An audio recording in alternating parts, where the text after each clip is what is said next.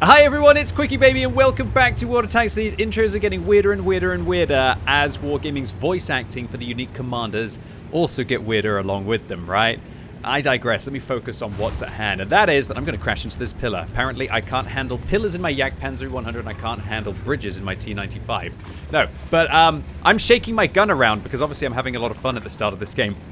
Double digress, I'm going to be playing the biggest guns in the game. But I must add the caveat that in theory, the biggest guns in the game are actually on self-propelled guns, such as the American T92 with its 240mm. But since Wargaming have nerfed high explosive rounds so much on the self-propelled guns, they don't even really do any damage. So today's video is going to be the biggest guns on tanks, not self-propelled guns, which are really vehicles inside the game. Or should I say just the biggest guns that actually deal big damage, which is what you all really want to see when you see big guns, right?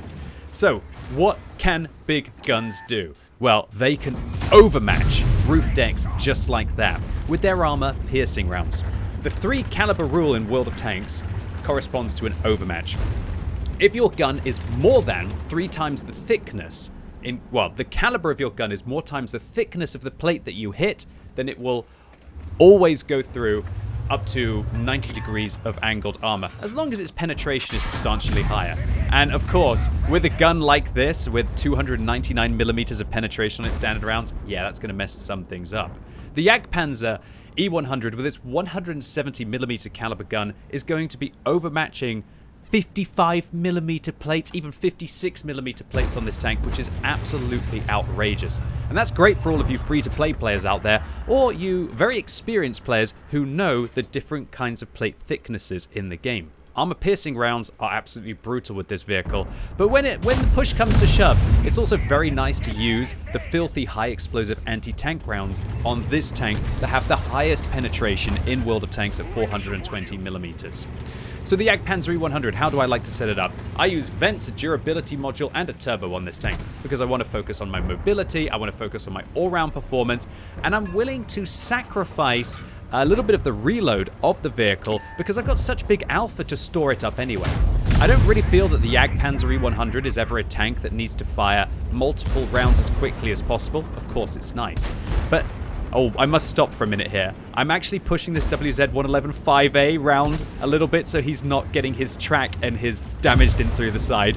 And he actually starts bouncing the tier 8 vehicles. So good guy, QuickyBaby. No, I'm not pushing the guy out and abusing physics. I'm actually helping the WZ-111-5A to be able to learn how to angle their vehicle there. Let me focus on what I was saying, but that was a magical moment of this gameplay. Good guy QuickyBabs in his Jagdpanzer E100 helping the 5A to be able to avoid the situation. I guess I could have driven out in front of him and tanked for him, but it worked out with me angling his armor correctly there against the tier 8s, right? So the high explosive anti-tank rounds on this vehicle are just absolutely filthy, and they can go through pretty much any kind of plate. You could almost auto-aim at an IS-7 and go through quite a lot of the time, even on the turret. There's no other round that is quite as devastating as the gold rounds on the Jagdpanzer E100. But I don't feel that tanks that have really high alpha damage have to use gun rammers. It can be nice on them if you really want to pump out that damage, but I feel like tank destroyers are more about being reliable and able to deliver that big shell reliably. And with a turbo, I've got the mobility to be able to get where I need. With the enhanced durability, it's really hard to be able to lock me down, and I also have a little bit of extra hit points for staying alive to be able to deliver those bigger claps. And so that's how I personally like to play this tank. But I'd also be interested, any of you die-hard gun rammer fans, in the comments down below. Do you think that I'm an absolute idiot for not using a gun rammer on this vehicle? Or can you see what my rationale is when you're playing these really big guns? Alright, so the FV215b, oh sorry, I should say the FV4005 on the enemy team is the other tank in the game that has the biggest gun, a 183mm. It has high explosive rounds that cost 8,000 credits. I have high explosive rounds as well. They have 1,400 average damage, and ladies and gents, boys and girls, how beautiful was that moment? My high explosive rounds on this tank cost a fifth of the high explosive rounds on the FV4005, which is used to being the pay-to-win gold noob tank for one-shotting vehicles, right? For the Jagdpanzer E100 to load an HE round there and clap them for 1,342, which was a low roll, there's some kind of absolute karma in that factor. And the fact that I'm probably going to make a decent amount of credits in this game as well, considering that I haven't even had to dip into any of the gold rounds of this vehicle and fire those 420mm penetration heat rounds. But don't feel bad about using them. Don't feel like you have to play the Jagdpanzer free to play. Quite often when I'm playing against Object 279Es, I'll absolutely love clapping them as hard as I can. Talking about hard claps, there's just something lovely about a vehicle having 700 hit points and not worrying about ever not destroying them in a single shot.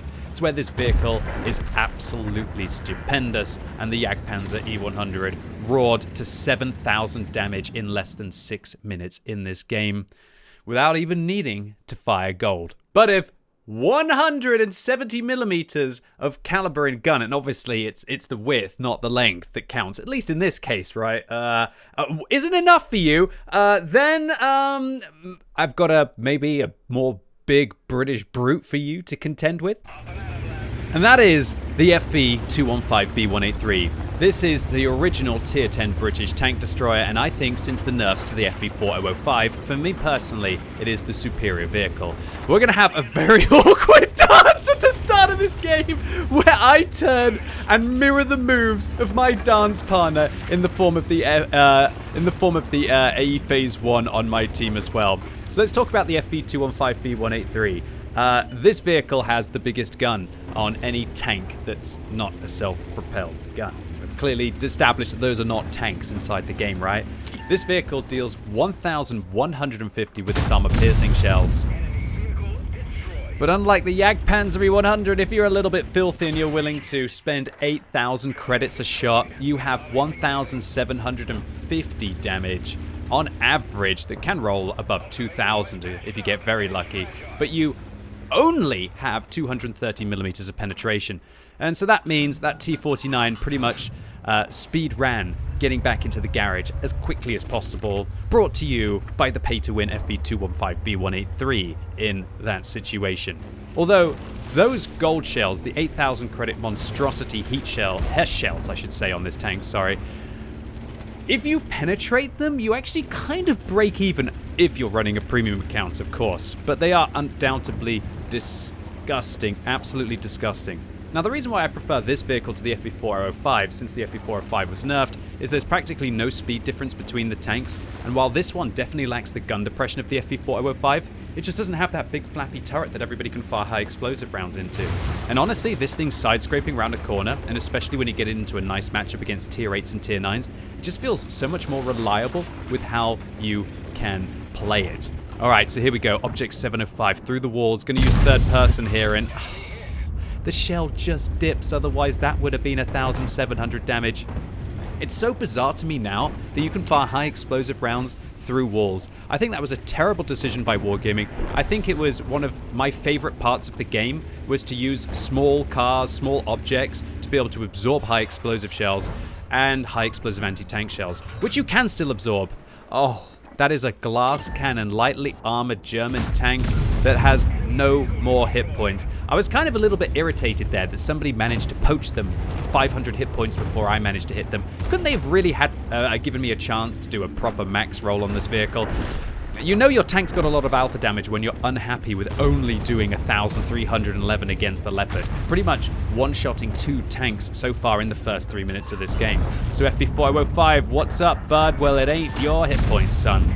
I guess I could have loaded an armor-piercing round there, but it still could have low-rolled. I think 1,150 can roll below 977. So, you know, when you just got to absolutely make sure that you're going to clap your opponents. And 3 minutes into the game, and this round is ending. And of course, a vehicle like this can just absolutely snowball. Back of us, an American tank destroyer.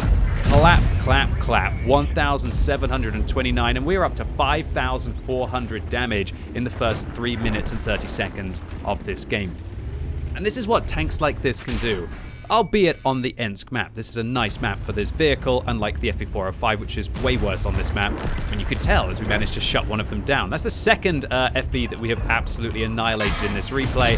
And yeah, I don't think that T10 was using his armor very intelligently there, as they end up just driving out in front of us. And another penetrating Hess shell. That is 5 penetrating Hess shells in the first 4 minutes of this game.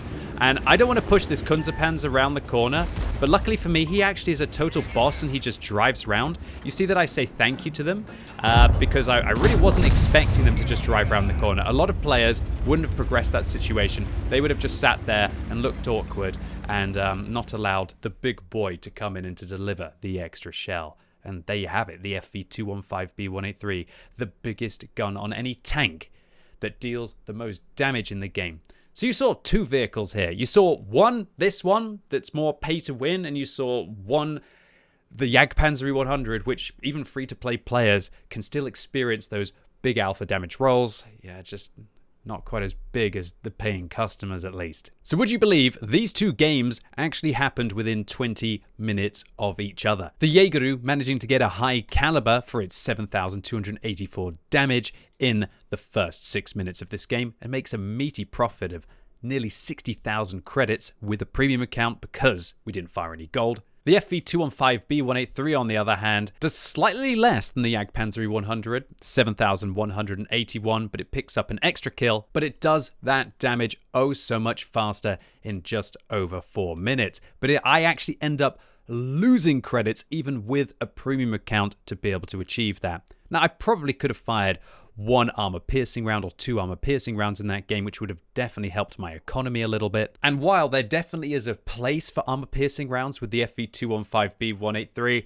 my argument is that if you do want to fire AP and not make use of the high alpha damage Hesh, why aren't you just playing the E100 Jagdpanzer in the first place? So ladies and gents, boys and girls, that was 14,000 damage in under 10 minutes in the two biggest guns in the game. You've got your free-to-play Jagdpanzer E100, you've got your pay-to-win FV215b183, both able to have very similar results, although, you know, these are definitely cherry-picked games, even though they happened within 20 minutes of another. I guess it was just my lucky night for those big guns, and that is definitely one of the best feelings in World of Tanks, when it actually manages to go your way with those huge caliber, gigantic hits. Anyway, that's it for today. Really hope you enjoyed this video. If you did, give it a thumbs up. If you hated it, however, as I hit my mic, then give it a thumbs down as I push my mic down. Yeah, I just want to also say a massive thank you to all of you. As I'm slowly approaching 10 years of producing content full-time on both Twitch and YouTube.